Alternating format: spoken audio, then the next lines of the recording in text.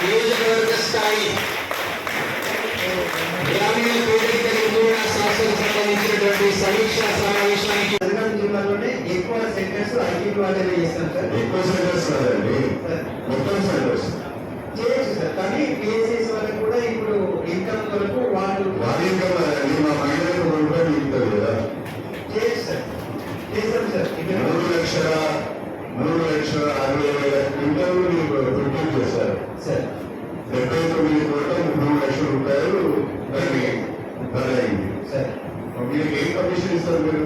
వీళ్ళకు ఒక క్వింటాల్కి మనకు గవర్నమెంట్ నుంచి 32 రూపీస్ వస్తుంది sir. A grade common grade 31 రూపాయలు 75 పైసలు వస్తాయి సార్. అంటే ఒక ఎస్ఎస్జి కష్టపడేందుకు 10 మంది 15 కష్టపడేందుకు వాళ్ళకి 15 రోజులు 4 రోజులకు 1,00,000 వస్తాయా సార్? 2 months చేస్తారు సార్. మనం స్టార్టింగ్ ట్రైనింగ్ స్టార్ట్ చేసి క్లీనింగ్ చేసుకోవడము ధాన్యం అనేది అంతా ఒకసారి కదా సార్. రైతులకు కోతల కొద్ది వస్తూ ఉంటారు సార్. ఒక్కొక్క ఏరియాలో కొద్దికి వస్తాయి సార్. వాళ్ళకు అంటే పెద్ద ఎక్కువ వాల్యూ ఇంప్లిమెంట్ జరుగుతాయి సార్. అంటే ఇప్పుడు మల్కాపూర్ ఉందనుకోండి సార్, మనకి ఎన్ని వాళ్ళకు ఒక 4 లక్షల కమిషన్ వస్తాయి సార్. 4 లక్షలు వస్తే వాళ్ళకు సార్. అందులో సగము కొనుగోలు కంపెనీ వాళ్ళకి ఇస్తాం సార్. ఈసారి మనం కరెక్ట్ గా మాట్లాడతాను మేము సార్.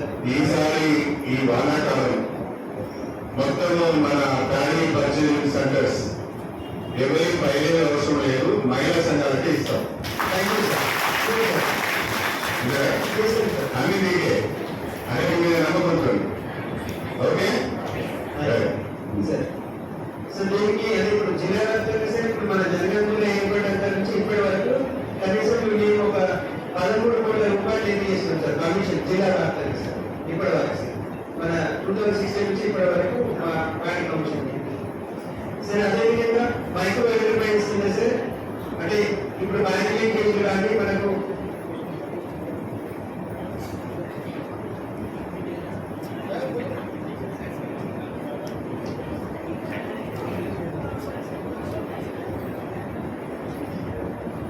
మైక్రో ఎంటర్ప్రైజ్ కింద సార్ ప్రతి మహిళకు కూడా అంటే ఇంతకు ముందు ఇప్పటికి గతంలో చూస్తే సార్ ఒక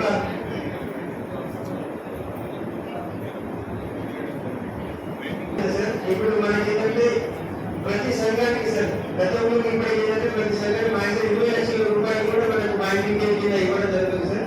సో అట్టి రూపాయలు సద్వినియోగం చేసుకోవాలి, ప్రతి కుటుంబాన్ని పేదరికం నుంచి బయటకు తీసుకొచ్చుకునేందుకు ఎంటర్ప్రైజ్ అనేది గత 3 సంవత్సరాల నుంచి ఏర్పాటు చేస్తున్నాం సార్.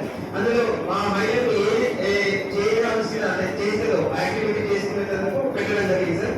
దానికి మనకు ఈ సంవత్సరం కన్పూర్ కాన్స్టిట్యూన్సీలో జనగాం జిల్లాకి 3,000 టార్గెట్ ఉన్నాయి సార్. తర్వాత ధర్మసాయి విలేజ్కి 813 సార్. మొత్తం 3,813 యూనిట్లను మనము మహిళలను వ్యాపారవేత్తలుగా చేయాల్సినది ఉంది సార్. ఇప్పటి వరకు మీరు మన కాన్స్టిట్యూన్సీలో ఇప్పటి వరకు ఐడెంటిఫై చేసినది మొత్తం 995 మందిని గుర్తించినాం సార్. ఇది ఇయర్ మొత్తం టార్గెట్ సార్. ఇది ఎట్లా ఉంటుందంటే సార్ మనకు ఆ సంఘానికి బ్యాంక్ లింకేజ్ ఎలిజిబిలిటీ వచ్చినప్పుడు మాత్రమే క్లోడింగ్ చేస్తారు సార్. అంటే ఈ సంవత్సరం ఎవరికైతే మహిళలకు బ్యాంక్ లింకేజ్ ఎలిజిబిలిటీ ఉందో ఆ సంఘాల నుంచి మాత్రమే నేను గుర్తిస్తాను సార్. ఇప్పుడు మనకు ఏప్రిల్ నుంచి ఇది మార్చి వరకు జరుగుతుంది సార్ ఈ కార్యక్రమం సార్. ఏదైనా కూడా మార్చికి 100% చేస్తాం సార్. లాస్ట్ ఇయర్ మనము జిల్లా మొత్తంలో 101% మనం క్లోడింగ్ చేసినాం సార్ దీన్ని మైక్రో ఎంటర్ప్రైజ్.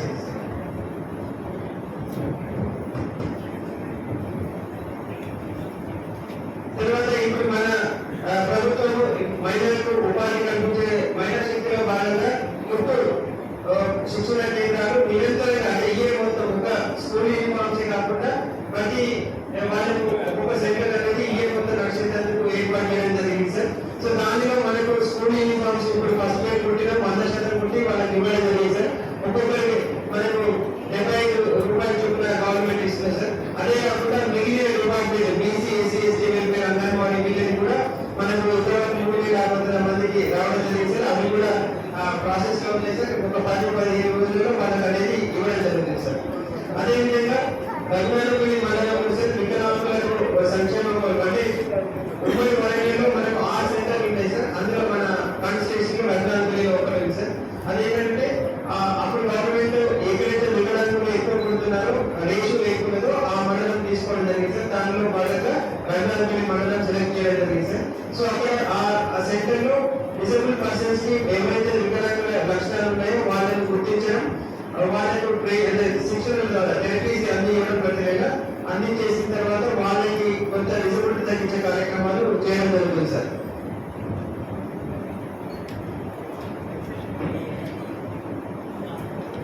తర్వాత వీల్ చైర్ మీద సార్ మనకి ఇంతకు ముందు చెప్పినట్టు ప్రకారంగా మన జనగామ మన గన్పూర్ కాన్స్టిట్యున్సీకి మొత్తం సార్.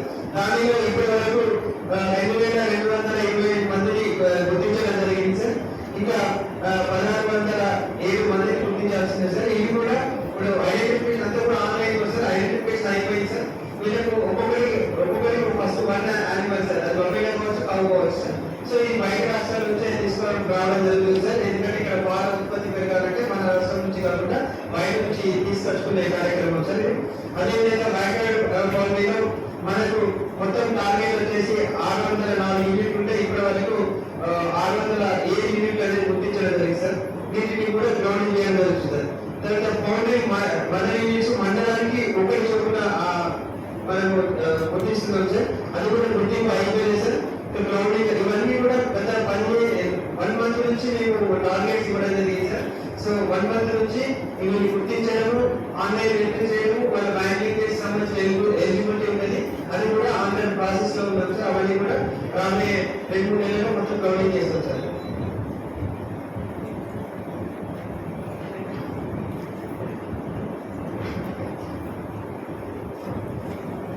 రూపాయల పారితోషికం, అది కాకుండా ఒక 3000 రూపాయలు కమిషన్, అది కూడా జీతమేనా?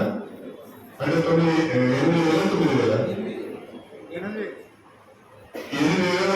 పారితోషికం వస్తుందని చెప్తున్నారు. ఇప్పుడు పరిస్థితి ఏమొచ్చిందంటే వీళ్ళు గ్రామాల్లో కూలి పని చేయలేదు. నేను చూస్తున్నా, వీళ్ళు విత్తనాలు వేయబోరు, నాటేయబోరు, కలుపు వేయబోరు, వరి వేయబోరు, పెసలు వేయబోరు, కంది చేనులు వేయబోరు, మన పరిగె బీగబోరు, పత్తి చేను వేయబోరు. ఎందుకంటే మీద అయిపోయింది. వీళ్ళందరూ గ్రామాలలో క్లాసుల కోసం ఒక 30 గ్రామాలకు 30 ఎస్ఎల్జీలకు పెద్ద అంటే దాదాపు 30 × 10 ఒక 300 మంది మహిళల మీద పెద్దవి. ఇక 300 మంది పెద్ద అనుకున్న 10 మందికి చెప్పని అనుకుంటాడు. ఆ ఎంత రోజులు పడ్డాడు, ఎంతమంది ఊళ్ళు పడుకుంటారా మా పడ్డాడు. మీరు కూలి పని ఎంతమంది చెప్పండి, చేసేస్తాను చాలా తక్కువ, చాలా తక్కువ. ఎందుకంటే కూలి పని పోతే బాగుంటుంది అని సమయం కూడా సరిపోదు, మీ సమయం కూడా సరిపోదు. కాకపోతే సొంత పనులు, సొంత వ్యవసాయం వాళ్ళు చేసుకుంటారు, కానీ కూలి కూడా మాత్రం తక్కువ. ఎక్కువ సమయాన్ని దీని మీద వెచ్చిస్తున్నారు. ఒకటి మాత్రం వాస్తవం, ఇన్ని పనులు చేస్తున్న మీ యొక్క పారితోషికాన్ని పెంచవలసిన అవసరం ఉన్నది. ప్రస్తుతము 5,000 రూపాయలు మాత్రమే ఇస్తున్నారు. ఇంకా 3,000 రూపాయలు ఇస్తున్నారు. 5,000, 3,000 కాకుండా అన్ని కలిపి కనీసం ఒక 10,000 లెక్కించినా బాగుంటుంది అని చెప్పి నేను అభిప్రాయపడుతున్నాను. తప్పకుండా నేను ఈ విషయాన్ని ముఖ్యమంత్రి గారి దృష్టికి తీసుకువెళ్తాను, మీ యొక్క శాఖ మంత్రి గారి దృష్టికి కూడా నేను తీసుకువెళ్తాను. వెళ్ళి తప్పకుండా వాళ్ళకు 10,000 రూపాయలైనా కనీస పారితోషికం ఇవ్వాలని చెప్పి వారి దృష్టికి తీసుకువెళ్తానని చెప్పి నేను ఈ సందర్భంగా మీకు గుర్తు చేస్తున్నాను. ఈరోజు మన శేషంగంపూర్ నియోజకవర్గంలో దాదాపుగా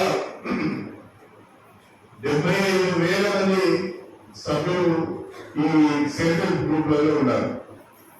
దాదాపు 75,000 మంది. ఎస్ఎస్జీ వచ్చి దాదాపు 6,737 ఎస్ఎస్జీ ఉంటే అందులో 7,75,000 మంది సభ్యులు ఉన్నారు. యూనివర్స్ వచ్చి దాదాపు 759 మంది ఉన్నారు. అంటే ఒక పెద్ద నెట్వర్క్. ఒక్క నగర నియోజకవర్గంలోనే 75,000 మంది ఉన్నారు అంటే మీరు కలుసుకుంటే ఏదైనా అయితే నన్ను కూర్చోబెట్టచ్చు, మీకు అందరికీ చేయవచ్చు. అంత బలం ఉంటుంది మీకు. కాబట్టి మీ బలాన్ని, మీ శ్రమ తక్కువ అంచనా వేయడానికి తెలియదు. తప్పకుండా నేను ప్రతి 3 మాసాలకు ఒకసారి మీతో సమీక్ష నిర్వహిస్తాను, అధికారులతో సమీక్ష నిర్వహిస్తాను. నేను ప్రత్యేకంగా మురళప్ప గారిని సెల్ఫ్ అధికారులతో కోరేది ఏంటంటే, సెల్ఫ్ కార్యక్రమాలు అది బ్యాంక్ లింకేజ్ కావచ్చు, లేదా స్త్రీ ద్వారా రుణ సదుపాయం కల్పించే విషయంలో కావచ్చు, లేదా ఇంకేదైనా పర్సనల్ లోన్స్ ఇప్పించే విషయంలో కావచ్చు, సేఫ్ యాక్టివిటీస్ లో కావచ్చు, స్టేషన్ కంట్రోల్ నియోజకవర్గం రాష్ట్రంలో ప్రథమ స్థానంలో ఉండాలి. ఉండాలి అంటే మీరందరూ తిరగాలి, మీరందరూ గ్రామాలకు పోవాలి. BOఏల కష్టాలు ఉన్నాయి, CCల కష్టాలు ఉన్నాయి, ఏపీఎంలకు ఏం కష్టాలు ఉన్నాయి, ఈవెన్ BPMలకు ఏం కష్టాలు ఉన్నాయి. మరి ఎందుకు అన్ని గ్రూపులు ఏమేమి తీసుకోలేకపోతున్నారు, లోన్లకి ఎందుకు చేయించలేకపోతున్నారు అని మనం చెప్పాలి. ఇంకొక ప్రతిపాదనలో ఉంది నాది, అది ప్రభుత్వంలో కూడా మాట్లాడాలని అనుకుంటున్నాను. చాలా గ్రూపులలో మనం రుణ సదుపాయాలు కల్పిస్తున్నాం. 10% ఆ గ్రూప్ పెట్టాలి మార్జిన్ కింద, 9% బ్యాంక్ ఇస్తుంది. నేనేమంటే ఇప్పుడు SC corporation, ST corporation, BC corporation, minority corporation ఇవన్నీ కూడా లోన్స్ ఇస్తున్నాయి, వాళ్ళకి సబ్సిడీ ఇస్తున్నారు.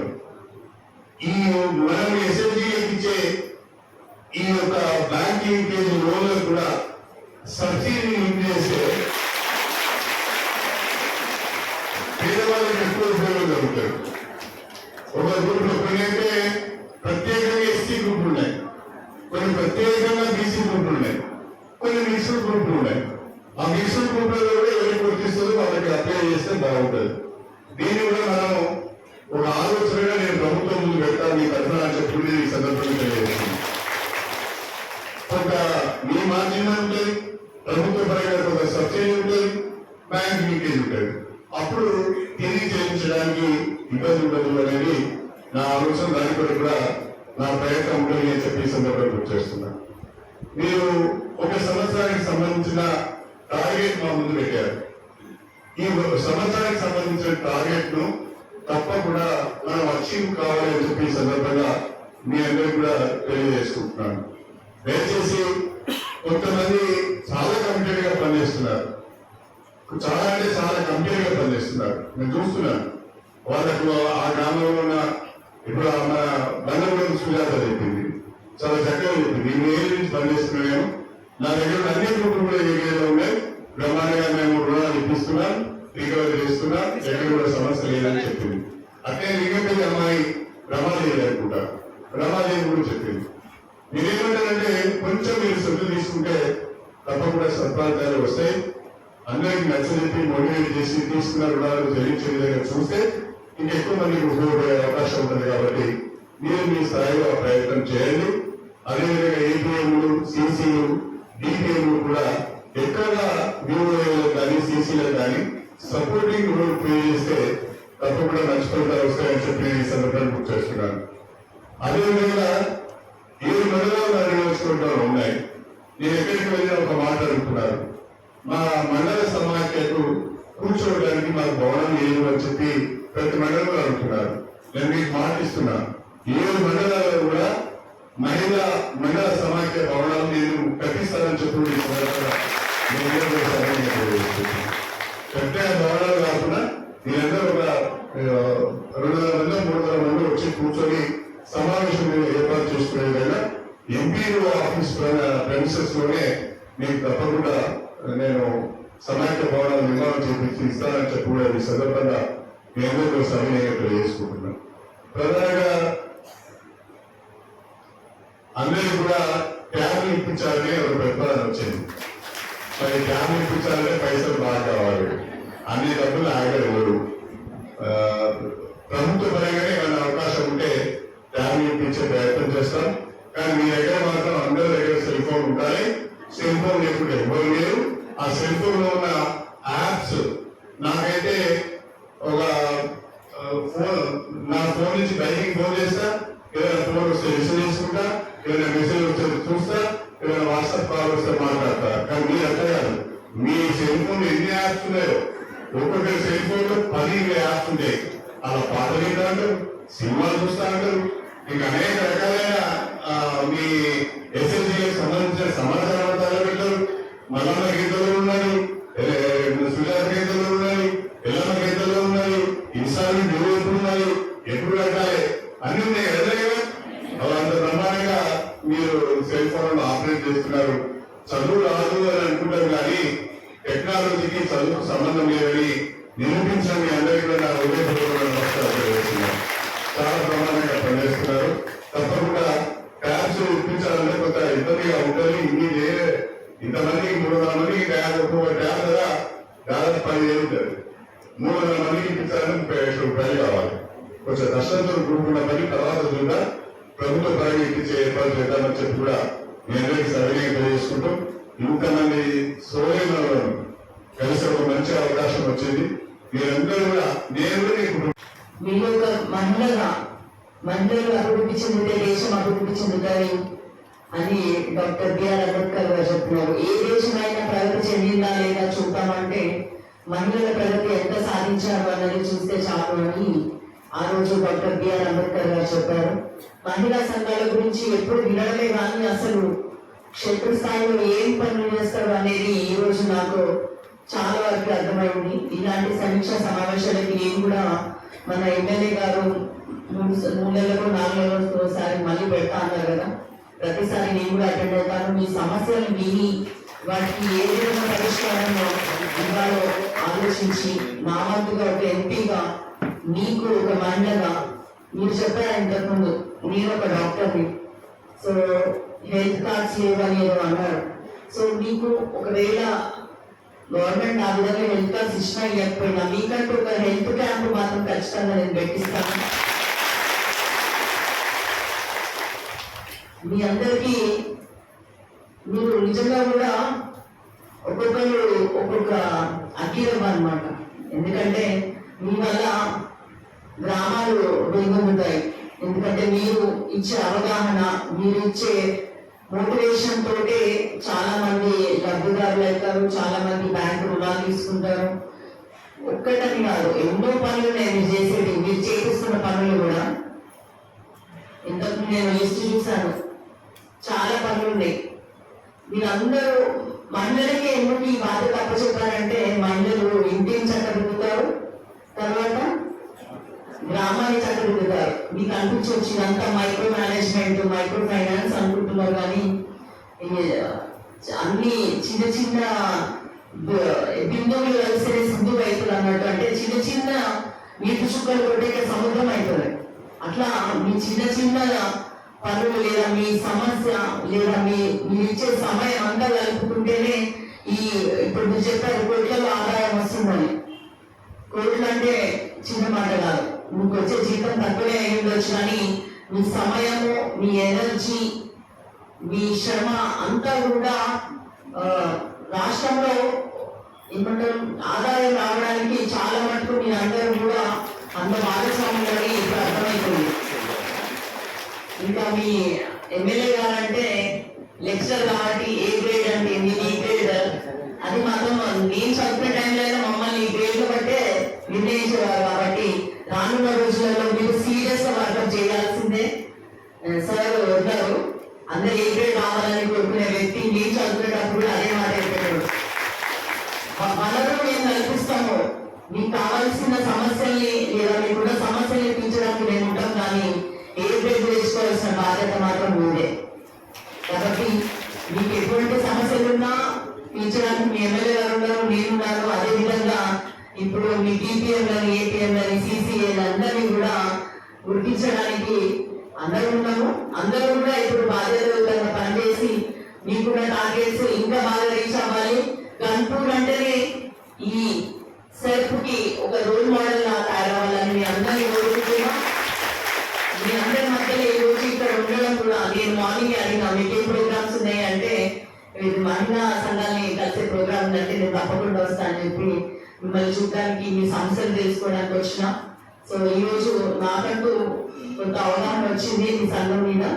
మీకు నేను కూడా చేరుడు వారుగా ఉండి మీకున్న సమస్యలను తీర్చడానికి తప్పకుండా ఒక ఎంపీగా, ఒక మహిళగా, ఒక డాక్టర్గా మీ ముందుంటా అని తెలియజేసుకుంటూ నాకు ఈ అవకాశం ఇచ్చిన పెద్దలందరికీ మరియు నా సోదరి మనందరికీ కూడా పేరు పేరున ధన్యవాదాలు మరియు శుభాకాంక్షలు.